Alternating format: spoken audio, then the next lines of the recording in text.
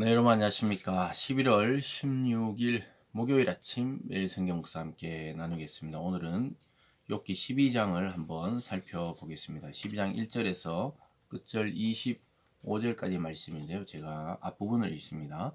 욥이 대답하여 이르되 너희만 참으로 백성이로구나. 너희가 죽으면 지혜도 죽겠구나. 나도 너희같이 생각이 있어 너희만 못하지 아니하니 그 같은 일을 누가 알지 못하겠느냐. 아멘. 뒷부분을 끝부분을 한번 읽겠습니다. 23절입니다. 민족들을 커지게도 하시고 다시 멸하기도 하시며 민족들을 널리 퍼지게도 하시며 다시 끌려가게도 하시며 만민의 우두머리들의 총명을 빼앗으시고 그들을 길 없는 거친 들에서 방황하게 하시며 빛 없이 캄캄한 데를 더듬게 하시며 취한 사람같이 비틀거리게 하시느니라. 아멘. 오늘 본문의 내용을 중심으로 사람의 생각을 뛰어넘는 분, 사람의 생각을 뛰어넘는 분이라는 제목으로 말씀을 증거하겠습니다. 욥은 이제 계속해서 앞에 이 세 친구들이 말하는 그 인과응보의 원리, 즉 인과율로 자신을 정죄하는 친구들에게 욥은 하나님이 그 인과율, 즉 인과응보의 그러한 인간의 원리에 갇혀 있는 분이 아니라는 것이죠. 물론 일반적으로 적용할 수 있겠지만 하나님은 그것을 뛰어넘어서 어떤 선악의 기준, 사람이 생각하는 선악의 기준을 뛰어넘는 분이라고 오늘 반박하는 것입니다. 여러분, 그래서 사람의 생각으로 하나님이 이렇다 저렇다, 하나님은 이런 분이다 저런 분이다, 그렇게 말할 수 없다고 오늘 욥은 주장하고 있습니다. 그렇죠. 성경에서 분명히 그렇게 말하고 있습니다. 인간의 지혜로움이 하나님의 미련한 것에 미치지 못한다는 것이죠.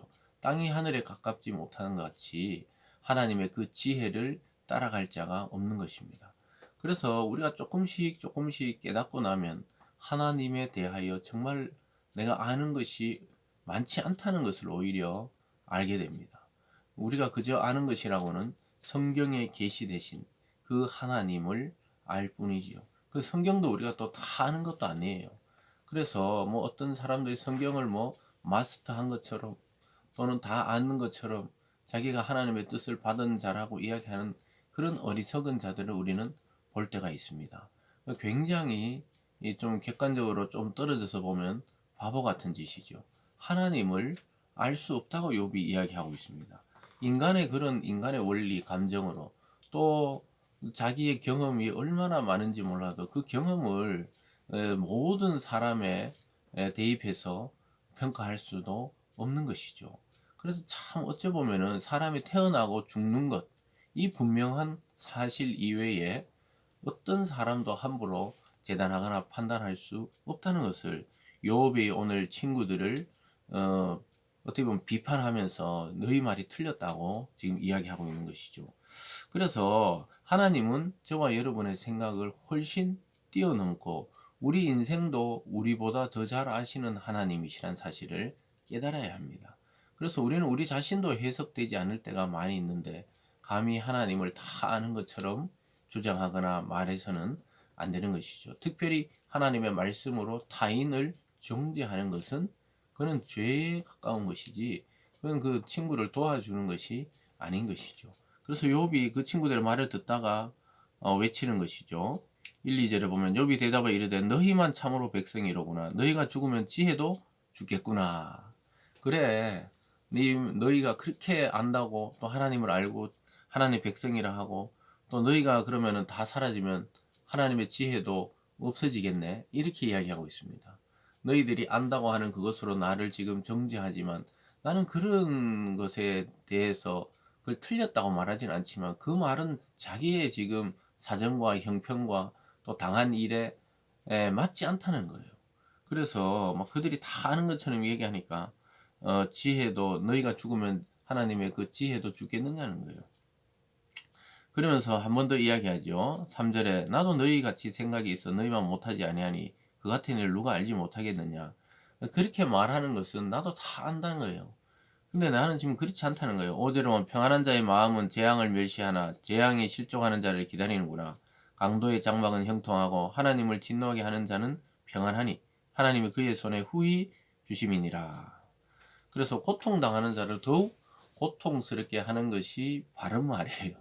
어떻게 보면 바른 말을, 난 바른 말을 했을 뿐이다. 너가 잘 되라고 했을 뿐이다. 현실을 직시하라. 이런 말들이 굉장히 도움이 될 것 같지만은 굉장히 그 사람에게 상처를 줄 때가 있다는 거죠. 정말 너를 위해서 하는 말인데 말을 안 하는 게 낫습니다. 보통은 너를 위해서 하는 말인데, 야, 그래도 내가 너를 아끼니까 하는 말이다. 이 말들이 전부 가시가 되어서 상처받은 자의 상처를 더 깊게 만들 수도 있다는 사실을 우리는 늘 염두에 둬야 합니다. 그것이 신앙적인 언어일지라도 주의할 필요가 있는 거예요. 먼저 항상 자기에게 적용해야 되는 것이지, 타인을 평가하는 잣대로 하나님의 말씀을 사용된다면 오늘 욥의 고통 중에 옆에서 그것을 정죄하는 세 친구들, 그렇게 친하다고 생각했던 그 친구들의 말과 같은 그런 비수가 섞인 말이 되는 것이죠. 그러면서 계속 욥은 이렇게 이야기합니다. 7절에 이제 모든 짐승에게 물어보라. 그것들이 내게 가르치리라. 공중의 새에게 물어보라. 그것들이 또한 내게 말하리라. 땅에게 말하라. 내게 가르치리라. 바다의 고기도 내게 설명하리라. 이렇게 말하고 있습니다. 그래서 모든 생명체의 생명을 주관하시는 그 하나님, 그 하나님이 일반적으로 드러내는 그 지식은 보편적이라는 거예요. 그래서 뭐 짐승에게 물어보라, 뭐 공중의 새에게 물어보라, 땅에게 또 물어보라, 바다에 물어보라, 이 말이 이 전부 하나님이 이렇게 자기들을 운행하고 있다는 걸 안다는 거예요. 하늘의 새도, 땅의 짐승도, 바다의 물고기도 하나님이 다 이런 원리대로 운행하는 걸, 그는 짐승이나 이 만물도 다 아는 이야기고 지식의 보편적인 이야기라고 이야기하고 있습니다. 너희들이 말하는 걸 남들도 다 알고 있다고 이야기하는 것이죠. 구제로 뭐 이것들 중에 어느 것이 여호와의 손이 이를 행하신 줄 알지 못하랴. 모든 생물의 생명과 모든 사람의 육신의 목숨이다 그의 손에 있느니라. 이렇게 말하고 있습니다. 그래서 욥은 하나님의 전적인 주권을 인정하고 있습니다. 그리고 그 친구들이 단순히 네가 어떤 죄 때문에 이렇게 강한 징계를 당했다는 그런 인과의 원리가 지금 이 상황에서는 통하는 말이 아니라는 것을 알려주고 있는 거예요. 그런 정도는 모든 만물도 알고 있다는 겁니다. 그래서 우리가 당연한 이야기인데 어떤 사람에게는 그 당연한 이야기가 너무나도 상처에 소금을 뿌리듯이 그렇게 고통스러운 내용일 수 있다는 것이죠. 그래서 우리가 함부로 타인에 대해서 그 감정이나 상황에 개입하는 것도 굉장히 조심스럽다는 것을 알게 됩니다. 그러면서 욥은 하나님의 지혜와 주권을 12절에서 끝절 25절까지 이야기하고 있습니다. 12절입니다. 늙은 자에게는 지혜가 있고 장수하는 자에게는 명철이 있느니라. 지혜와 권능이 하나님께 있고 계략과 명철도 그에게 속하였나니 그가 흐리신즉 다시 세울 수 없고 사람을 가두신즉 놓아주지 못하느니라. 모든 명철과 지혜와 권능과 이 세상 통치의 주권이 하나님께 속해 있다는 것이죠. 그래서 하나님이 허르면은 세울 수 없다는 거예요. 어떤 나라를 하나님이 패망케 했다. 그 인간적인 힘으로 다시 세울 수 없고, 또 어떤 나라를 흥하게 하면 아무리 괴롭히고 방해해도 그 나라는 흥하고 강하게 된다는 것을 알게 되는 것입니다. 쭉 그렇게 이야기하고 있는 내용들이 지금 이어지고 있는데 한번 읽어보시고요. 계속해서 이야기하다가 23절로 내려가면 민족들을 커지게도 하시고 다시 멸하게도 하시며 민족들을 널리 퍼지게도 하시며 다시 끌려가게도 하시며, 아까 말씀드렸듯이 어떤 민족이 흥하는 것, 망하는 것, 이 세상에 많은 제국들이 등장했다가 지금 이름도 없이 사라졌죠.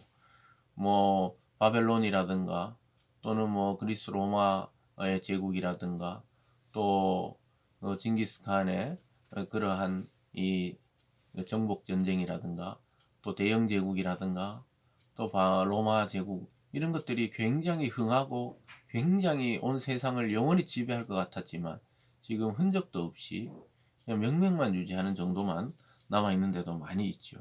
그래서 여기 하나님이 직접 이야기하고 계시잖아요. 민족을 멸하게도 하시고 흥하게도 하신다. 개인적 적용으로는 우리 개인을 하나님 높이 들으시기도 하고 때로는 고난 중에 깊이 내려가게 하시기도 합니다.